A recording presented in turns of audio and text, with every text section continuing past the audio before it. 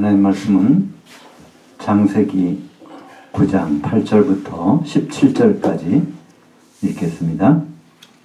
하나님이 노아와 그와 함께한 아들들에게 말씀하여 이르시되 내가 내 언약을 너희와 너희 후손과 너희와 함께한 모든 생물 곧 너희와 함께한 새와 가축과 땅의 모든 생물에게 세우리니 방주에서 나온 모든 것 곧 땅의 모든 짐승에게니라. 내가 너희와 언약을 세우리니 다시는 모든 생물을 홍수로 멸하지 아니할 것이라. 땅을 멸할 홍수가 다시 있지 아니하리라. 하나님이 이르시되 내가 나와 너희와 및 너희와 함께한 모든 생물 사이에 대대로 영원히 세우는 언약의 증거는 이것이니라. 내가 내 무지개를 구름 속에 두었나니 이것이 나와 세상 사이에 언약의 증거니라. 내가 구름으로 땅을 덮을 때 무지개가 구름 속에 나타나면 내가 나와 너희와 및 육체를 가진 모든 생물 사이에 내 언약을 기억하리니 다시는 물이 모든 육체를 멸하는 홍수가 되지 아니할지라.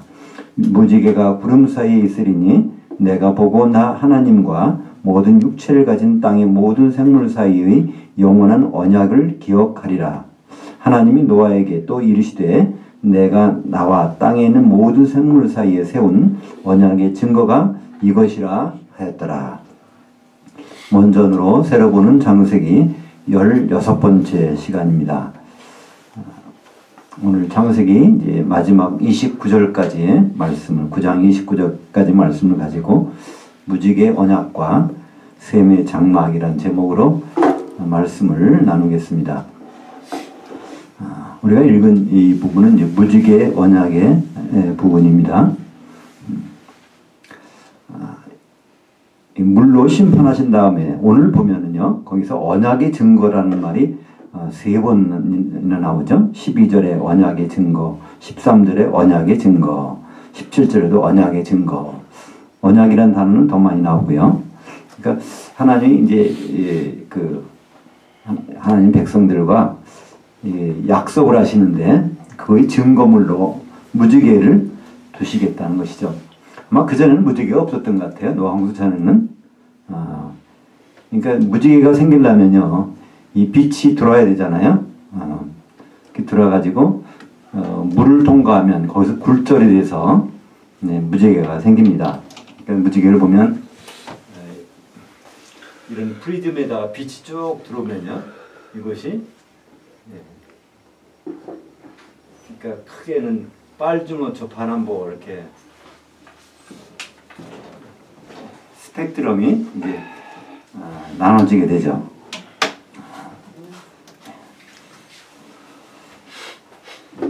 그러니까 무지개가 있다고 하면요, 우리는 뭘 알 수 있을까요? 아, 빛이 있구나, 그죠? 그것이 물을 통과했구나. 그래서 무지개를 보면 우리는 그 실체를 알아볼 수가 있습니다. 그러니까 예수님은, 하나님은 이 무지개를 보여주시면서 바로 하나님이 실체가 이걸 약속하셨다. 그걸 우리가 알라는 것입니다. 우리가 이제 이 빛을 보면요, 이것을 분광을 시키면 스펙트럼을 이 프리즘을 통과하게 되면요, 색깔들이 이렇게 다 나오게 되죠. 무지개처럼. 근데 사실은요, 그것이 다 다르다고 그래요. 빛마다. 그러니까 태양빛에서 나오는 것이 예를 들어 빨주노초 반환보, 이걸 또 더 색깔을 보려면 160가지 정도가 된다고 그래요. 우리가 크게 잡는 것이 7가지 색깔이라고 그러는데, 근데 이제 예를 들어서 이 백열등이나 형광등이나 그런 걸 보면요, 그게 실제적으로 보면은 형광등 같은 경우는 빨간색 부분이 많이 줄어들고요. 그러니까 빛마다 그게 다 다르다고 그래요. 그러니까 이 무지개가 딱 나타난다고 하면 이게 진짜 하나님이 그 빛을 태양빛을 통해서 그걸 보여주신다는 것을 우리가 이제 알 수가 있죠. 그런데 이것을 성경과는 좀 떠나서 한번 그 부분을 생각해 볼 수가 있는 것입니다. 이게 무지개가, 이런 무지개는 태양빛밖에는 이 무지개를 보여줄 수가 없다는 말이에요. 그죠? 다른 것은. 그리고 또한 무지개가 생긴다는 것은 물방울이 있다는 거죠. 그죠? 물방울 속에서 이렇게 불절되어 갖고 나오는 거죠. 창세 1장에 보면 거기에서 궁창 위에 물이 쫙 덮여 있으니까 그때는 이 지구가 이게 물층에 덮여 있으니까 이 빛이 한 선으로 들어올 수가 없잖아요. 그러니까 무지개가 생길 수도 없었던 것 같아요. 노아 홍수 후에 드디어 이 하늘의 물층이 이제 떨어져 나가니까 이제 빛이 들어올 수 있고 물방울이 생겨서 무지개가 처음 생기는데, 그러니까 이제 그때 노아의 식구들 처음으로 아마 무지개를 봤을 것 같아요. 그죠? 그러면서 이제 처음으로 보는 거에 대해서 하나님은 이 언약을 하십니다. 이게 물로는 심판하지 않겠다는 거예요. 홍수로. 그건 다른 말은 뭘까요? 심판이 없겠다는 말은 아닙니다. 그죠? 물로 심판하지 않으면은 뭐로 심판하시겠다는 것일까요? 우리는 그냥 생각해 볼 수 있어요. 그죠? 불로 심판하시겠죠? 그래서 이 무지개를 보면은 우리는 생각할 것이 더 이상은 물이 아니라 다른 거로 심판하실 것이다라는 것을 우리는 염두에 두고 생각해야 된다는 것입니다. 그리고 이 무지개라는 것은요, 성경에서 하나님의 영광을 나타낸다 그래요. 이 영광이라고 하는 단어는요, 바로 하나님이 하나님 된다는 그 표현되는 것을 영광이라고 합니다. 보통. 그런데 이 빛이 무지개가 바로 하나님의 영광을 나타내는 그런 것이 이제 에스겔서 1장 28절에 보면 그 사방 광채의 모습은 비 오는 날 구름에 있는 무지개 같으니 여호와의 영광이 모양이라. 그러니까 이 무지개는 여호와 하나님의 그 영광을 나타내는 모양이라는 거예요. 그러니까 이것을 우리가 쉽게 생각하면 이 빛이 딱 들어오는데 프리즘을 통과하면 무지개가 나타나잖아요. 무지개가 나타난다는 것은 이것을 나타내는 거잖아요. 그런데 이제 바로 하나님이 여호와 하나님이 이 무지개를 통해서 그분의 영광을 드러낸다는 것이죠. 그러니까 무지개를 맨 처음으로 보여주신 분이 하나님이시니까 노아 홍수 전에는 무지개가 없었고 노아 홍수가 지난 다음에 처음으로 이제 무지개를 나타내서 그거를 8식구한테 보여주시면서 하시는 말씀이 이제 바로 이 무지개를 보면 내가 기억하겠다는 거예요. 그리고 너희들도 기억을 해야 된다는 거예요. 뭐냐면 홍수로 심판하지 않겠다는 거예요. 근데 사실은 그게 무슨 그 별 얘기인가 우리는 그럴 수 있어요. 근데 이제 10장, 11장에 가면 그 이유가 나옵니다. 당장 사람들이 뭐라고 하는지 아세요? 이제 하나님은 이제 무지개 물로 심판 안 할 테니까 흩어지라는 거예요.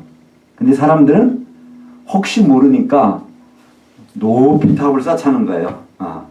높이 쌓는다는 뭐죠? 홍수가 와도 전혀 우리 안전하게.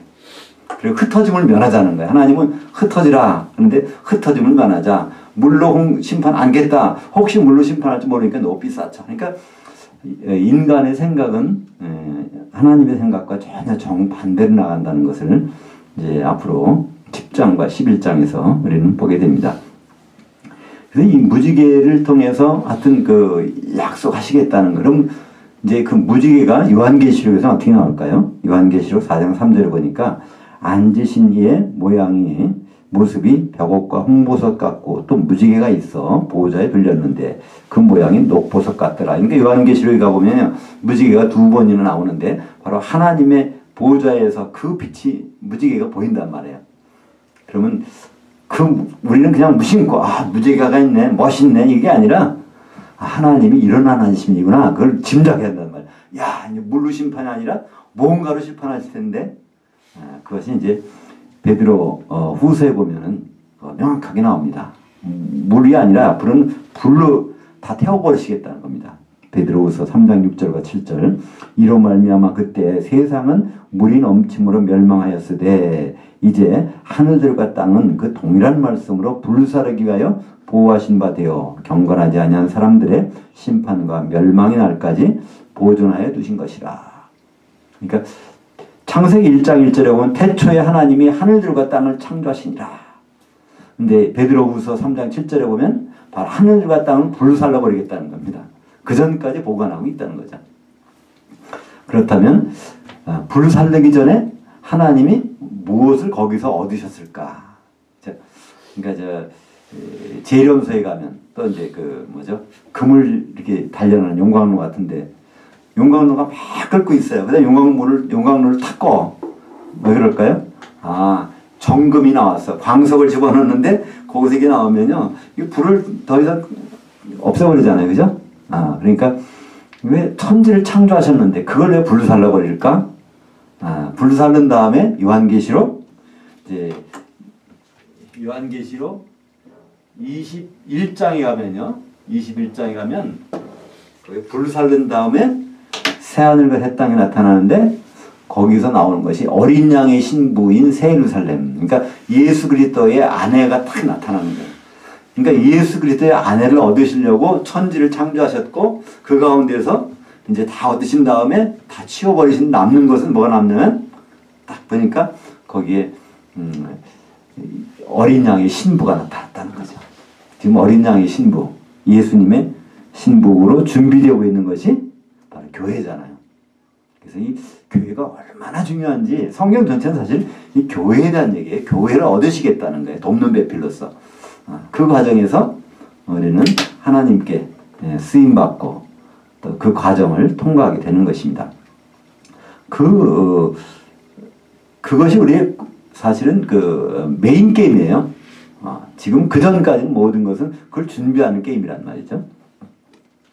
축구 경기로 말하면 이제 월드컵의 결승전이 거기 있는 거고 그 전에는 뭐 지역별 예선이 있고 거기 통과해서 이렇게 여러 가지 절차들이 나오잖아요. 우리가 사는 모든 삶은 사실 그 과정입니다. 하나님은 그 가운데서 역사하시는 걸 보는데 이걸 알고 보는 것이 중요하잖아요. 그러니까 TV를 보면은 여러 나라 계속 축구 뭐 게임이 있어. 그거 보면 뭐 별 재미가 없잖아요. 아, 이게 월드컵이 조별 예선이야. 여기서 몇 위까지는 이 32강까지 갈 수 있고 16강까지 이걸 생각하면서 결승전을 생각하면서 이 축구를 본다면요 얼마나 흥미롭고 재밌겠어요, 그죠? 마찬가지입니다. 우리가 신앙생활하는 것도요. 우리가 죽은 다음에 나중에 예수님께서 다시 부활해서 나타날 그 이후의 모든 것들을 확실히 알고 이 세상을 산다면요 죽는 것도 별로 어렵지 않아요, 그죠? 그 다음에 진짜가 있으니까. 근데 그것을 모르고서 신앙생활 하려면요 얼마나 피곤하고 힘들고 부담되고 어렵겠어요. 참 너무나 힘들겠죠. 그래서 우리는 이 하나님이 성경을 주신 것에 대해서 얼마나 감사한지 몰라요. 여기 그걸 다 비밀한 것을 다 알려주셨기 때문에 창세기부터 요한계시록까지.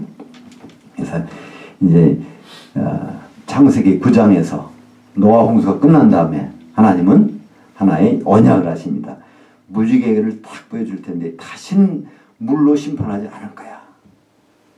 그런 심판이 없다는 것이 아니라 물이 아닌 다른 거로 심판하시겠다는 건데 베드로후서 3장 6절 7절에 보니까 불로 심판하시겠다는 거야. 그래서 우리는 이 불로 들어가는 것만큼은 피해야 되지 않겠습니까? 베드로전서 3장 20절과 21절 노아 홍수에 대한 결론을 베드로는 이렇게 정리합니다. 그들은 전에 노아의 날 방주를 준비할 동안 하나님이 오래 참고 기다리실 때 복종하지 아니하던 자들이라. 방주에서 물로 말미암아 구원을 얻은 자가 몇 명뿐이니 겨우 8명이라. 이것은 이제 너희를 구원하는 표 곧 세례라. 이것은 육체의 더러움을 제거하는 것이 아니라 예수 그리스도의 부활로 말미암아 선한 양심이 하나님을 향하여 간구하는 것이다. 그러니까 노아 홍수는 한마디로 세례라는 거예요. 우리를 구원하는 표고 세례라는 겁니다. 노아 홍수에서 사람들이 구원받은 거. 그러니까 노아 홍수에서 구원받았을 때 가장 결정적인 것이 뭐죠? 노아 방주 속에 들어가느냐 안 들어가느냐 이거죠. 그죠?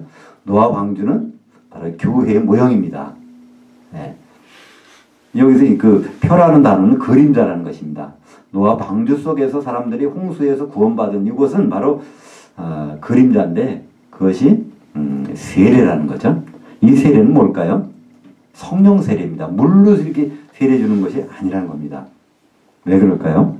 바로 이 성령에 잠겨서 이루어지는 것이 바로 교회이기 때문에 그렇습니다. 그러니까 우리는 신앙생활 하면서 가장 간단하면서도 기본적인 것부터 이게 이 결길로 가고 있어요. 바로 이 세례 문제입니다. 그죠? 우리는 일반적으로 교회 오면은 세례를 받아야 그 다음부터 교회에서 등록이 되는 그 명부에 등록된 교인으로 인정을 해주잖아요. 그 세례는 또 물로 주는 세례입니다. 그죠? 그리고 그 세례를 받기 위해서 또 학습 세례라는 것이 있어요. 미리 6개월 내지 교회마다 1년 정도를 준비를 하는 거예요. 성경 공부도 준비하고 뭐 여러 절차를 거쳐서 거기를 패스한 사람이 이제 물로 세례를 받을 수 있는 겁니다. 그럼 물로 세례를 받으면 이때부터 세례 교인이라고 인정을 해서 시작을 해요. 이 공식적인 전통적인 방법이고 이게 그 공식적인 장로교 헌법이나 다른 교단에도 다 그렇게 나와 있는 겁니다.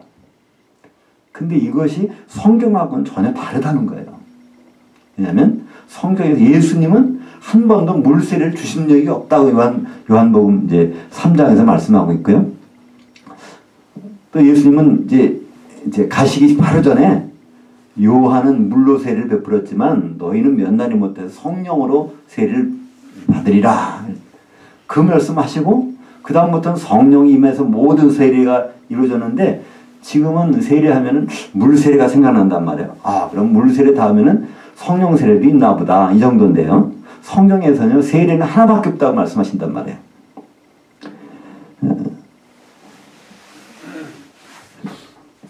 그러니까 그 하나라는 것은 그럼 뭐겠습니까?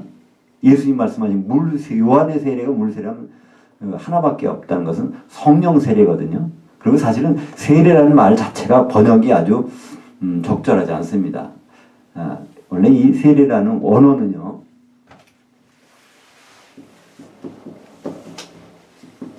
밥티스마라는 걸 번역한 건데요.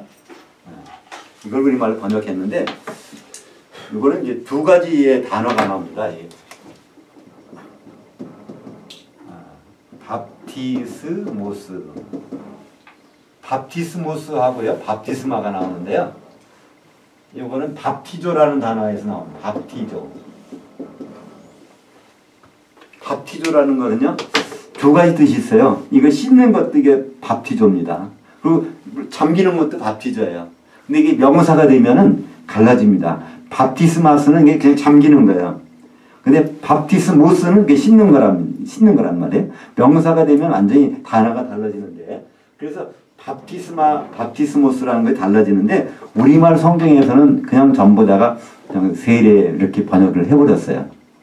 한마디로 이거는 잠기는 겁니다. 잠김. 어떤 예식이 아닙니다. 세례라는 거는요.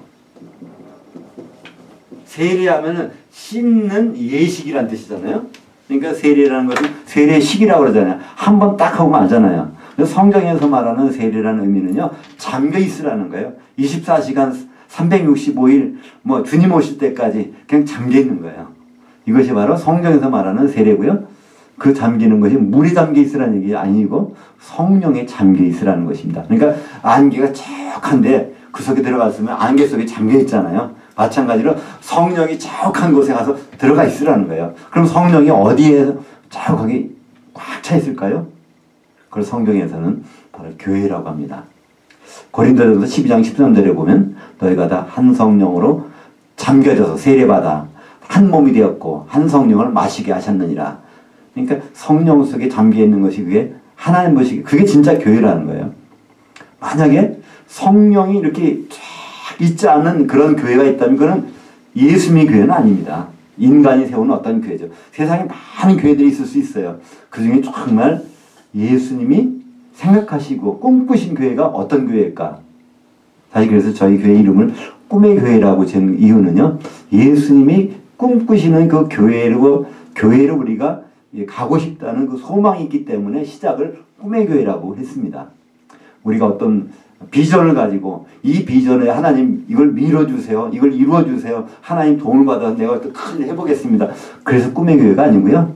예수님이 생각한 꿈꾸시는 교회의 모습으로 우리가 변화돼서 그분 오실 때 바로 그분의 신부로 우리가 들어가기 위해서 그렇게 하고 싶다는 것이 바로 우리 꿈의 교회 이름이고요. 영어로는 JD 처치, 그러니까 Jesus Dream 처치입니다. 예수님이 꿈꾸신 교회, 그것이 바로 예수님이 생각하시는 아주 가장 중요한 것이죠. 그러니까 예수님이 신랑으로 오실 텐데 그 신부가 될 교회가 준비가 되는 것, 그만큼 중요한 것이 어디 있겠습니까? 근데 그게 되는 첫 번째 요소가 성령에 잠겨지는 거고, 성경에서는 그걸 세례라고 합니다. 근데 베드로전서 오늘 3장 20절과 21절에 보면 노아 홍수 사건이, 거기서 구원받은, 방주에서 구원받은 사건이 이것이 바로 성령 세례라는 거예요. 모형이라는 거예요.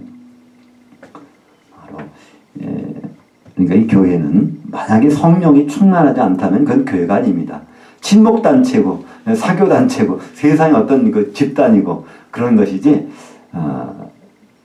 성령으로 충만한가 아닌가, 그것은 우리가 예수님의 관심석에 있는가 없는가, 그것이 구분되겠죠. 그래서 원래 세례라는 것은 세 종류가 있습니다. 성경에. 바로 물 세례가 있고 성령 세례가 있고 불 세례가 있어요. 마태복음 3장 11절 12절 보겠습니다. 나는 너희를 회개하게 하기 위하여 물로 세례를 베풀거니와 내 뒤에 오시는 이는 나보다 능력이 많으시니 나는 그의 신을 들기도 감당하지 못하겠노라. 그는 성령과 불로 너에게 세례를 베푸실 것이요. 그러니까 요한은 물로 세례를 베푸는 사람인데 예수님은 성령으로 세례 베푸는 분이고 또 불로 세례 베푸는 분이라는 거예요. 근데 이게 시차가 있습니다. 불이라는 한마디로 지옥불을 얘기하는 거예요. 지옥불에 가서 잠기느냐, 그렇다면 성령에 잠기느냐, 이것을 하시는 분, 바로 예수님이라는 것이죠. 백보자 심판 후에 지옥에 던져서 그 지옥불 속에서 잠겨 있는 것이 바로 불세례입니다. 많은 사람들은 그걸 오해하는 수가 있죠. 성령의 불 받아라 그래가지고 성령 세례가 불세례라고 이렇게 혼돈하시는 분들도 가끔 있어요. 근데 그건 전혀 다른 것입니다. 마태복음에서 얘기한 것은 바로 지옥불이냐 성령에 잠기는 거냐, 이것을 구분하고 있는 것이죠. 왜냐하면 12절에 설명이 있지 않습니까? 그 성령 세례와 불 세례에 대한 설명이 있어요. 손에 키를 들고 자기의 타작마작을 정하게 하사 알곡을 모아 곳간에 드리고, 이것이 바로 성령 세례거든요. 교회 안에 드리는 것이고, 쭉정이는 꺼지지 않는 불에 태우시리라. 이건 지옥불에다가 잠겨 놓는 것이, 이것이 바로 성령 세례와 불 세례를 구분해서 우리에게 설명해주고 있는 것이죠. 그러니까 이제 우리가 이 부활하는 것도 사실은요, 성령에 잠겨 있을 때가 부활하는 거예요. 그러니까 여기 이제 많은 물건이 있다고 그래요, 여기에. 근데 이 자석을 대면 딸려오는 게 있단 말이에요. 그죠? 새우치만 딸려온단 말이에요. 우리가 정말 성령 가운데 잠겨있는 사람만이 사실 주님께 올라갈 수 있는 거예요. 그냥. 그래서 그 혼전체 속에 들어가고 있는 건데 겉으로 보기엔 모른다는 거예요. 고린도전서 3장 16절 너희가 하나님의 성전인 것과 하나님의 성령이 너희 안에 계시는 것을 알지 못하느냐. 이걸 우리가 오해하는 구절 중에서 가장 오해하는 것 중에 하나입니다. 고린도전서 3장 16절을 이거를 너라고 보는 경우, 개인으로 보는 경우가 있어요. 내 속에 성령이 계시니까 바로 내가 성전이네. 내가 거는 고로 있는 하나님의 성전이야. 그럼 나는 작은 교회야. 이렇게 생각하는 사람들이 참 많습니다. 어떻게 보면 훨씬 많을지 몰라요. 근데 성경은 개인을 얘기하지 않습니다. 너희, 교회를 얘기하는 거죠. 성도들이 모임. 이 교회가 하나님의 성전이고 교회 안에 바로 성령이 계시다는 것을 말씀하고 있는 건데, 이걸 여기서 그냥 개인으로 끄집어가지고 각자라고 얘기하는 거예요. 우리 각자는요, 성전이 아닙니다. 성전의 한 지체들이죠. 그죠? 우리가 모여서 성전 이루는 것이지, 성전은 우리 한 사람 한 사람이 성전이 아닙니다. 성경에서 성전이라는 단어가 여러 번 나오는데요. 성전은 항상 단수입니다. 하나밖에 없다는 거예요. 여러 곳에 성전이 있는 것이 아닙니다. 성전은 하나밖에 없습니다. 출애굽했을 때는 그 성막이 있는 곳에 바로 거기가 하나님이 계신 유일한 장소고, 솔로몬이 예루살렘 성전을 했을 때는 거기가 유일한 장소였고, 성전이 다 이거 부숴버린 다음에는 요한복음 2장 19절에 보면 바로 예수님이 몸이 바로 성전이라는 거예요. 거기서 예수님이 그랬어요. 예루살렘에 가서 이 성전을 허물어라. 그럼 내가 3일 만에 일으키겠다는 게 사람들이 말합니다. 이 헤롯이 져준 건데 46년 동안 진 건데 어떻게 이거 3일 동안 일으키겠다는 겁니까? 근데 거기다가 이렇게 사도 요한은 썼어요. 이것은 성전된 예수님의 육체를 가리켜 말씀하신 것이라. 그러니까 예수님의 몸이 진짜 성전이고 이 벽돌로 쌓는 이거 돌로 쌓는 거는 이게 그림자라는 거예요. 이게 진짜는 예수님인데 지금 예수 그리스도의 몸을 이제 우리에게 맡기셨습니다. 그러니까 교회잖아요. 그러니까 교회가 이게 하나님의 성전입니다. 각자 개인이 아니고. 그래서 이 모든 것의 모형이 다 노아의 방주라는 겁니다. 홍수에서 안전하게 구원받은 방주. 근데 이것을 지금은 물론이지만 사도들도 오해를 한 적이 있어요. 사도 중에 제일 수제라고 하는 베드로도 물 세례하고 성령 세례를 이걸 잘 구분을 못했어요. 사도행전 10장 47절 볼까요? 오른쪽 위에 있습니다. 이에 베드로가 이르되 이 사람들이 우리와 같이 성령을 받았으니 누가 능히 물로 세례 베품을 금하리요. 이게 이제 베드로가 원래 베드로는요 이방인을 만난 적이 없습니다. 베드로는 이제 헬라 말을 못했어요. 자기네 나라 말밖에 못했죠. 근데 고넬료라고 하는 이방인 백부장이 사람을 보내서 초청을 합니다. 그래서 베드로가 거기 가서 설교하는 중에 사람들에게 성령 임한 거예요. 그냥 말씀을 막 전했더니 그 말씀 받는 사람들이 딱 해서 막 성령을 임하는 것이 장면이 나와요. 그랬더니 베드로가 거기서 하는 얘기가 하나 더 나갑니다. 이 사람들이 성령 받았으니까 이제 왜 물로 세례 줘도 되겠네? 그래서 물 세례를 주게 했다는 거예요. 이게 얼마나 악한 일인지 몰라요. 나쁜 일이란 말이고. 베드로가 그 전에도 한번 그런 적이 있었죠. 마태복음 16장에 보면 16장 18절에 16장 16절에 그러잖아요. 사람들이 나를 누구라고 하지? 그랬더니 베드로가 당신은 주는 그리스도시오 살아계신 하나님의 아들이십니다 하는 거예요. 그 그리스도라는 거예요. 그 그리스도라는 것은요 십자가에서 제물로 죽으실 바로 그 그리스도인데요 그러는 거예요. 그때 예수님이 칭찬하시죠. 이를 내게 알게 하니는 혈육이 아니에요. 혈육이라는 건 사람이라는 거죠. 사람이 알려준 것이 아니라 하늘에 계신 아버지께서 너에게 감동시켜서 알려준 것이다. 근데 그래 맞아. 이제 내가 너한테 천국 열쇠를 줄게. 내가 이제 예루살렘에 가서 마태복음 16장 21절에 보면 그러는 거예요. 내가 이제 곧 예루살렘에 가서 장로들 곧 대제사장들과 서기관들에게 많은 고난받고 죽고 3일 만에 나는 살아나야 돼. 그랬더니 베드로가 뭐라고 그러죠? 주여 이런 일이 있어서는 안 됩니다 그러는 거예요. 왜 죽다니요? 왜 죽으십니까? 그러는 거예요. 조금 전까지만 그리스도 그 그리스도 바로 십자가에 달려 죽으실 그 그리스도라고 고백해놓고 나서 그래 맞아 내가 죽으러 가야지 했더니 안 된다는 거예요. 예수님 뭐라고 그러죠? 사탄아 물러가라는 겁니다. 사탄이는 하나님을 반역하는 거예요. 너 이거 하나님의 하는 일을 반역한다는 겁니다. 베드로가 그런 경력이 있어요. 여기서도 사도행전 10장에도 마찬가지입니다. 사람들이 막 성령 임했어요. 여기서 베드로는 설교만 했어요. 여기서 근데 그 사람들이 그 설교를 듣고 있다가 다 성령 임했어요. 근데 거기서 베드로가 뭐냐면 야 이제 물 갖다 세례 줘야 되겠네 그러는 거예요. 이게 얼마나 잘못된 생각입니까? 만약에 그 옆에 자리에 예수님이 계셨다면 그랬을 거예요. 사탄아 물러가라 했을 거예요. 그죠? 사실 베드로는요 그 다음부터 하나님이 쓰시질 않아요. 사도행전 10장에 여기에서 이 사건 이후로는요 하나님 베드로를 사용하지 않고 누굴 사용하십니까? 그 다음부터는 사도 바울을 들어서 베드로는 그냥 역사의 뒤안길에서 그냥 없어져 버려요. 그리고 그냥 나중에 보면 야단이나 맞죠? 바울한테 야단 맞고 그러는 거예요. 왜 넌 유대인들처럼 오면 외식하면서 또 피했다가 왔다 갔다 하느냐? 그러면서 야단이나 맞잖아요. 그러고 마지막에 베드로전서 후서를 기록하고 끝납니다. 베드로 사역은 그 세례, 물 세례라는 거 한번 나온 다음부터 끝나버렸어요. 하나님은 안 쓰시는 거예요. 예수님은 물 세례가 아니라 이제 성령 세례야. 성령이 잠겨야 돼. 그러고 가셨는데 베드로는 성령 받는 사람한테 물 세례 줘야 되겠네. 이렇게 해버리는 것입니다. 오늘 오히려 이것을 가지고 많은 사람들은 그냥 그러니까 물세례도 필요한 거야. 베드로도 물세례 줬는데 수제자가 물세례 주라고 그랬는데 이렇게 적용하는 사람이 있는데요.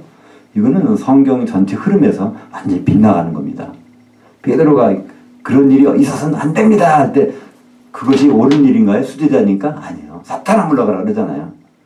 또 그 전에 베드로가 또 잘못한 일이 있죠. 사도행전 1장에 보면 주님이 올라가신 다음에 이제 감람산에 내려와가지고요.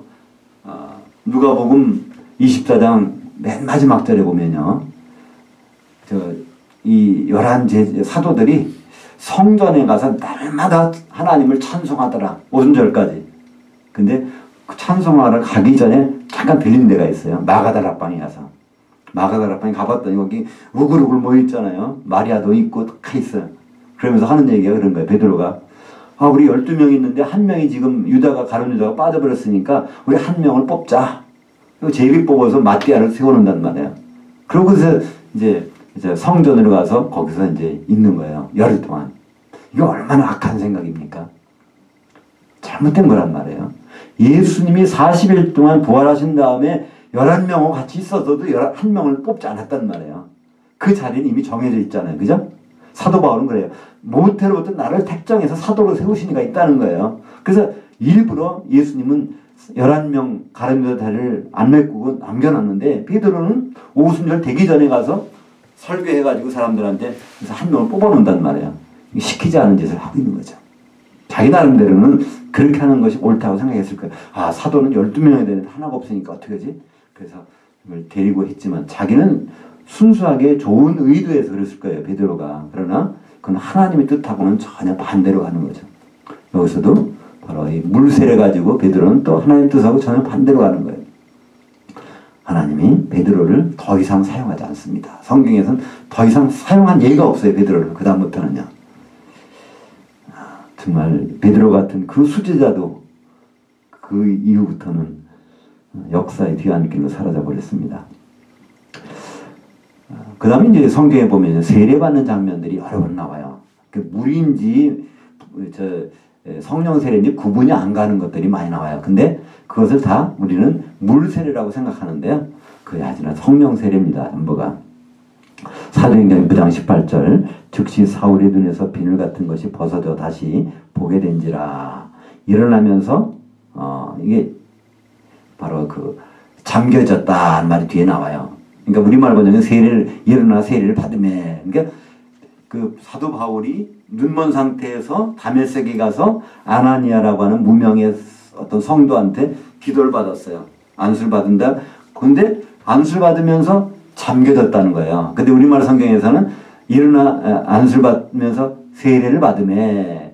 거기에 원래 물이라는 것이 없습니다. 그냥 안수 받는 순간에 성령이 잠겨졌다는 얘기죠. 사도행전 16장 33절도 마찬가지입니다. 빌립보의 감옥에서 간수의 가족들과의 관계에서 있는 거예요.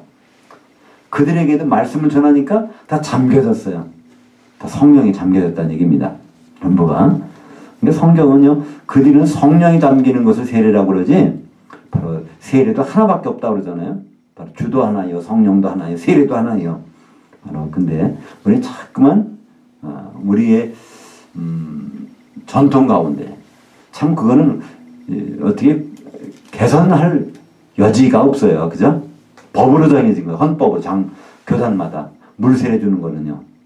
근데 성경에서는 물세례는 아닙니다. 전부가 성령 세례를 말씀하는 거예요. 이제 이 성령 세례 안 받은 사람들은 어떻게 한다고요? 나중에 불세례 받는다. 지옥불에. 그러니까 이 성령 세례는 받아도 좋고 안 받아도 좋고 그런 것이 아닙니다. 이제 우리 오늘 말씀 두 번째 부분으로 가서요. 셈의 장막이라는 말씀이 나오는데 20절부터 27절까지 같이 읽겠습니다. 창세기 9장 20절부터 27절까지. 노아가 농사를 시작하여 포도나무를 심었더니 포도주를 마시고 취하여 그의 장막 안에서 벌거벗은지라. 가나안의 아버지 함이 그의 아버지 하체를 보고 밖으로 나가서 그 두 형제에게 알림해. 23절은 그 원전 직역을 한 걸 보겠습니다. 셈이 그 옷을 가져다가 야벳과 함께 자기들의 어깨에 메고 뒷걸음쳐 들어가서 그들의 아버지 하체를 덮었으며 그들의 얼굴들을 돌이키고 그들의 아버지 하체를 보지 아니하였더라. 24절도 원전을 직역을 보겠습니다. 노아가 술이 깨어 그의 막내 아들이 자기에게 행한 일을 알고 이에 이르되 가나안은 저주를 받아 그의 형제의 종들이 종이 되기를 원하노라 하고 또 이르되 셈의 하나님 여호와를 찬송하리로다. 가나안은 셈의 종이 되고 27절도 원전을 보겠습니다. 하나님이 야벳을 창대하게 하시고 그리고 하나님은 셈의 장막에 거주하시고 그리고 가나안은 셈의 종이 되게 하시기를 원하노라 하였더라. 우리 이 창세기 9장 20절부터 22절까지 보면 거기 노아가 잘 나가다가 하나 실수했다고 하는 장면이 나와요. 그죠? 술 먹고 이게 노아 홍수에서 구원받았다고 이제 마음이 다 그러니까 뭐 긴장이 풀어져 가지고 그러니까 포도주 마시고서 뻘거벗고 있었다는 거예요. 이거 참 대립법은 한 일입니까? 그래서 이걸 수치라고 생각하는 거 있어요. 그죠? 근데 여기에 대해서는 이게 아마 2014년도 11월 달인가요? 주일 예배 때 이 테마를 다룬 적이 있는데 유튜브에 보시면은 거기 나옵니다.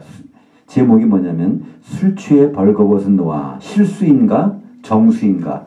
이 바둑을 둘 때 보면요 이게 잘못 두는 경우가 있어요. 그죠? 근데 이게 정수로 두는 경우가 있어요. 그죠? 그래서 오착인가 패착인가 여러 가지 나오는데 그거에서 제목을 한 게 있습니다. 그러니까 유튜브에서 술 취해 벌거벗은 노아 이거 딱 치면은 이게 딱 나와요. 근데요 이것이 과연 노아가 실수한 걸까요? 노아는 실수를 안 했습니다. 창세기 6장 9절 한번 보면요. 노아는 평생에 올바르고 흠이 없었던 자라. 그는 하나님과 동행하였으며 우리말 번역은 노아는 의인이요 당대의 완전한 자라 하는데 그것을 원문에 충실하게 번역하면 노아는 평생에 올바르고 흠이 없었다는 겁니다. 이것이 완료형이에요. 완료형이라는 것은요. 과거부터 쭉 진행되었고 마지막까지 그것을 그렇게 했다는 거예요.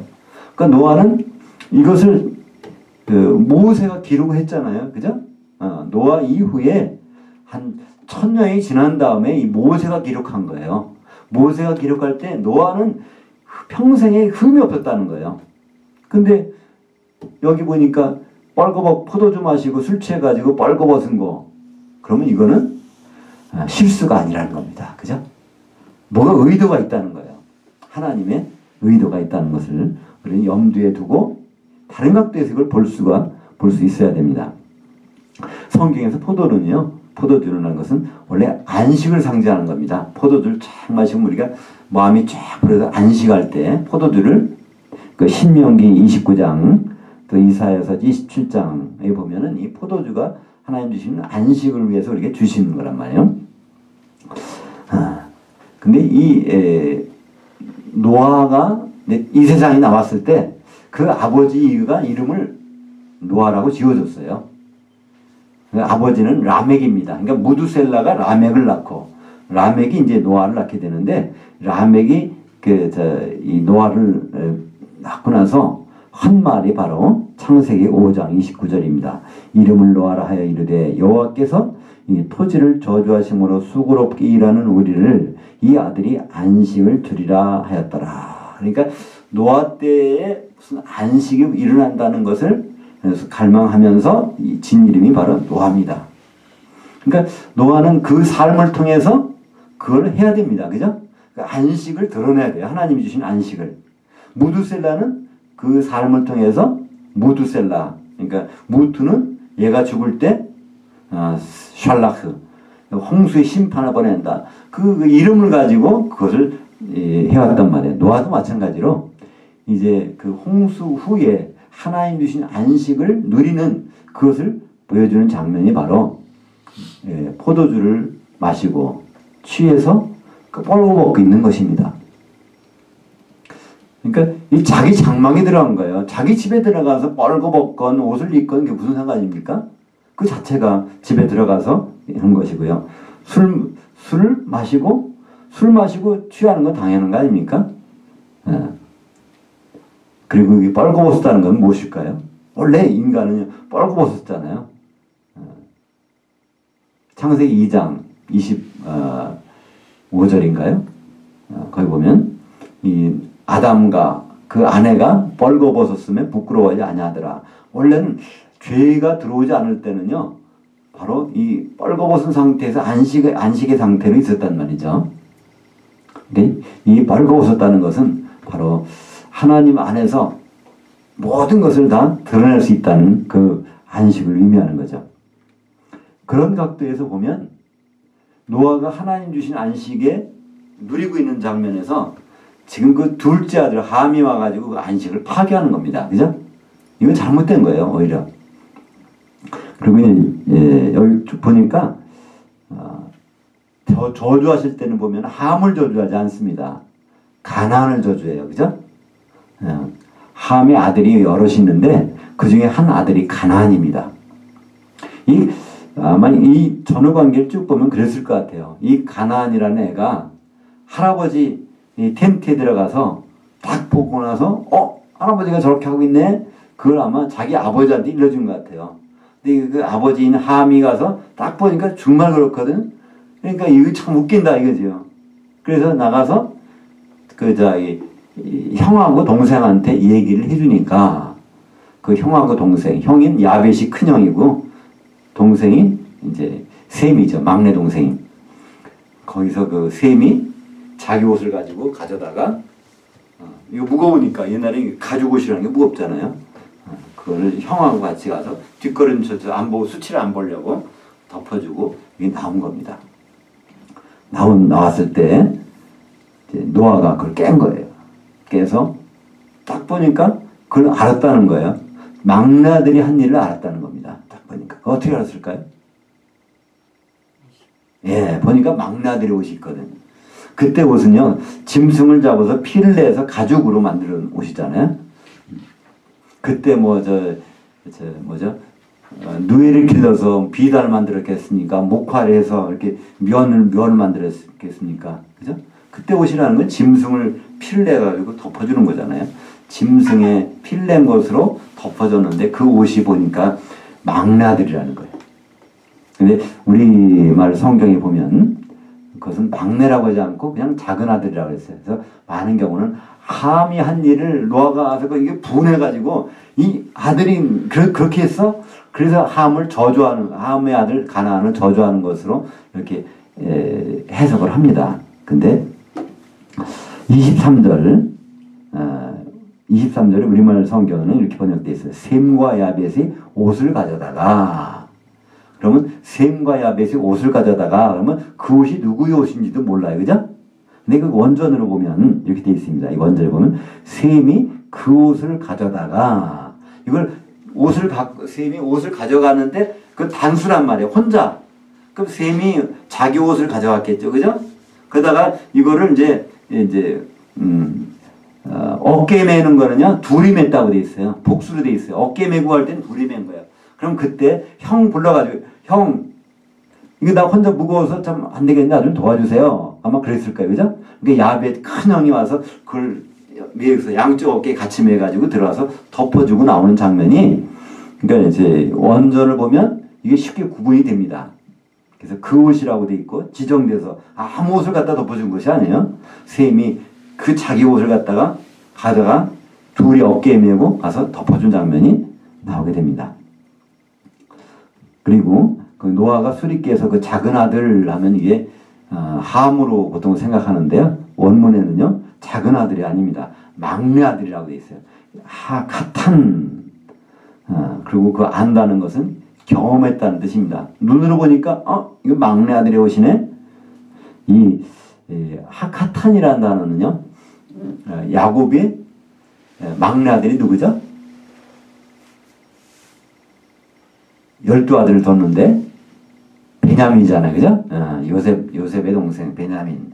그러니까 이제 요셉이 먼저 애굽에 팔려갔고, 그래서 나중에 이제 총리가 돼서 가족들이 이제 오는 과정에서 형들이 왔을 때 그때 그러는 거예요. 자기 동생이 보고 싶은데 지금 내 신분을 밝힐 수가 없는 거예요. 그래서 형들한테 물어보다가 보니까 거기서 유다가 가서 설명하잖아요. 그죠? 설명하는 내용이 바로 그겁니다. 창세기 42장 13절 그들이 이르되 당신의 종 우리들은 12 형제로서 가나안의 땅에 한 사람이 아들들이라 그 막내 아들은 오늘 아버지와 함께 있고 또 하나는 없어졌나이다. 지금 막내만 남겨놓고 하나는 없어졌대. 요셉은 없어졌다고 그런 거예요. 그러면서 우리가 지금 10명이 와서 지금 그러는 거예요. 10명이 와가지고 야곱의 10 아들이 와가지고 국무총리인 요셉을 한테 가서 얘기하는 거예요. 지금 하나 막내가 있는데 아버지하고 같이 있어요. 그때 쓰는 단어가 하카탄 막내라는 단어입니다. 바로 그 단어를 노아는 지금 한 거예요. 노아가 보니까 하카탄 그 막내 셈의 옷이 여기 있잖아. 그러면서 거기에 대해서 이제 노아가 축복해 준 장면이 26절 7절입니다. 26절 다시 한번 보실까요? 또 이르되 셈의 하나님 여호와를 찬송하리로다. 그러니까 바로 이 피 묻은 가죽옷으로 덮어준 셈 그의 하나님이라는 거예요. 셈의 하나님이라는 그를 찬송하리로다 하면서 27절에 하나님이 야벳을 창대케 하사 우리 그냥 성경을 번역으로 보면 이상해요. 셈의 장막에 거하게 하시고 가나안은 그의 종이 되게 하시기를 원하노라 했더라. 그냥 우리 이 성경을 번역형을 보면요 어떻게 되냐면 하나님이 야벳을 창대케 하사 셈의 장막에 거하게 하시고 야벳을 창대케 해준 다음에 야벳이 가서 셈의 장막에 거하는 것을 해놨단 말이에요. 번역을 그죠? 그리고 가나안은 그의 종이 되게 하시고 원하노라. 그러면 가나안은 또 야벳의 종이 되는 거로 되놨어요. 주어가 야벳이니까 그죠? 근데 이것을 이제 원전으로 보면 이게 구분해서 나옵니다. 하나님이 야벳은 창대케 해준다는 거예요. 왜 그럴까요? 셈을 도와줘서 좋은 일에 도와는 협조자로 했었으니까. 야벳은 누굴까요? 지금 유럽 사람들의 조상이 야벳입니다. 그러니까 그들을 창대케 해준다는 거예요. 그러나 하나님은 셈의 장막에 거하시겠다는 겁니다. 그들을 창대케 해주지만 야벳의 장막에 거하는 것이 아니라 셈의 장막에 거하시고 가나안은 셈의 종이 되게 하기를 원하노라. 그래서 여기서 셈의 장막이 나옵니다. 이것이 이루어진 것은 어디 나오냐면 요한계시록 1장 4절에 보면 요한은 아시아에는 7개의 편지하노니. 그러니까 이 셈은요 아들을 5명을 뒀는데 그 중에 한 아들이 룻입니다. 룻.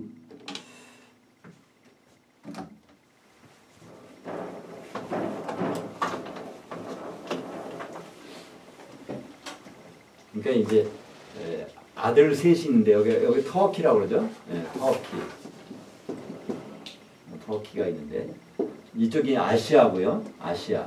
원래는 지금의 아시아고 여기가 유럽이죠. 유럽. 여기가 이제 아프리카입니다.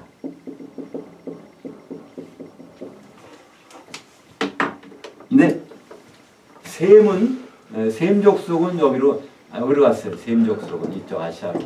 그리고 야벳은 유럽으로 갔단 말이에요. 야벳. 그리고 이제 함은 아프리카 쪽으로 갔단 말이에요. 야벳, 함, 셈 갔는데 이 셈의 넷째 아들은 어디 갔냐면요. 요 터키부터 유럽인데 이 터키의 여기에 터키의 바닷가 쪽으로 여기로 누가 하면 루드라고 그럴까요? 룻이라는 아들은 여기 간 거예요. 그러니까 야벳 한가운데 바로 루드가 가서 정착한 거예요. 그러니까 셈의 아들 5명 중에 한 아들은 아시아로 가지 않고 유럽을 갔단 말이에요. 그 터키가 거기서 자리 차지했어요. 그래서 룻이 사는 곳을 거의 그 지역을 루디아라고 합니다. 그래서 터키의 해안가 이 지역을 바로 루디아 룻이 가서 개척했다는 거예요. 근데 루디아라는 건 그러니까 히브리 말입니다. 히브리 루드가 가서 개척해서 루디아 땅이라고 해요. 그것을. 근데 이것을 헬라 말로 하면 그것을 아시아라고 그래요. 아시아라는 것은 원래 아수라는 말이 동쪽인데 그러니까 이 헬라 중심이 어디입니까? 헬라는 여기 그리스가 좀 이쪽이죠. 이쪽에서 보면 여기에서 만약에 헬라가 있다 그러면요, 이쪽은 동쪽이에요, 그죠? 이쪽은 서쪽. 이 동쪽을 나타내는 것을 아수. 아수에서 나온 말이 아시아입니다. 이건 해 뜨는 곳이라는 거예요. 그 그리스에서 봤을 때는 터키가 해 뜨는 곳이에요. 아수니까 아시아. 그리고 유럽은 에레부, 이거는 해지는 곳이라는 거예요. 그래서 에레부에서 나온 말이 유럽입니다. 그러니까 그때 당시에는 헬라가, 그리스가 세계 중심이니까 거기서 볼 때 이 터키 쪽은 요거는 아시아고, 예, 유럽은 거기 해 뜨는 거니까 그 저쪽은 다 유럽이란 말이에요. 그래서 이 터키의 이 서해안이 이것이 바로 히브리 말로 하면은 루디아 지방이고, 헬라 말로 하면은 아시아 지방입니다. 지금은 아시아가 이쪽까지 커졌지만, 요한계시록에 보면 바로 7교회가 교회의 완성이잖아요. 교회가 어딨냐면 아시아의 7교회란 말이에요. 그러니까 셈의 족속에 있는 바로 셈의 장막에 거하시겠다 하는 것이 요한계시록의 1장에 가보면 4절에 바로 거기에서 나타난다면, 교회라는 것이 하나님의 장막이고 하나님의 성전인 것이니까. 창세기 9장에서 노아를 통해서 약속하신 것, 셈의 장막에, 야벳이 아니라 셈의 장막에 거하시겠다 그러는데, 그것이 하필이면 요한계시록에 거기는 아시아 7교회인가 다른 데도 많은데, 교회가 예루살렘 교회면 더 좋지, 그죠? 알렉산드리아 교회도, 로마 교회도 아니고 아시아 7교회야. 그것은 바로 이 노아를 통해서 하나님이 약속하신 셈의 장막이 거기서 이루어져서 이제 하나님이 거기에 거하시겠다는 것입니다. 그러니까 아시아 7교회, 교회에 거하시겠다는 그것이 바로 이루어지는 것이죠. 여기서 루드에서 나온 말이, 우리 이 룻이 두 가지가 있어요. LUD가 있고요, RUTH가 있습니다. 영어로 치면 RUTH는 여자 이름이죠. 룻기에 나오는 여자는 RUTH. 그리고 LUD라는 것은 그 이제 남자, 그 셈의 네 번째 아들. 그래서 거기서 나오는 것이 루디아. 그래서 이거 영어식으로 하면 리디아죠. 보니까 이게 세계 뭐죠? 그 체육인 어디서 뽑은 건가? 거기서 리디아고가 거기서 그 2015년도에 골프만을 한 건지 체육인인지 모르겠어요. 거기에 뽑혔던데, 박인비보다도 더 점수가 잘 나와서, 그래서 거기서 영어식으로 하면은 그 루디아 지역을 리디아라고 그러죠. 리디아. 그래서 이거 제가 이 리디아고를 말씀드리는 거는 여기 연상해서 이 부분을 한번 생각해 보시라고. 리디아, 루디아고, 루디아라는 것은 루드라고는 아들이 가서 터키의 서해안에서 정착했는데, 그것이 헬라 말로는 아시아 지역이고, 거기에 7교회가 나오고 하나님의 장막인 교회가 요한계시록에서 이루어지는 것을 우리는 볼 수 있습니다. 그러니까 이 노아의 홍수 사건, 노아의 방주, 또 노아에게 약속해 준 것, 이 모든 것들은 정말 이 요한계시록에서 무지개가 나오죠. 그죠? 그 다음에 아시아 7교회를 통해서 셈의 장막이 나오죠. 그리고 노아의 방주를 통해서 교회의 완성을 우리가 볼 수가 있습니다. 오늘 창세기 9장 8절부터 29절까지 무지개의 언약과 셈의 장막, 하나님이 그렇게 시작하셨는데, 이제 요한계시록에 보면은 바로 보좌의 무지개가 드러나고 어린 양이 거기서 무지개 그 뒤에서 있고 한 모든 것들, 교회와 이 모든 이루어지는 것. 그럼 이게 계속 이루어지면 어떻게 될까요? 다시는 물로 심판하지 않으리라. 근데 요한계시록에 마지막은 바로 불못으로 거기에 잠겨지는 사람들이 나오는 것을 볼 수 있습니다.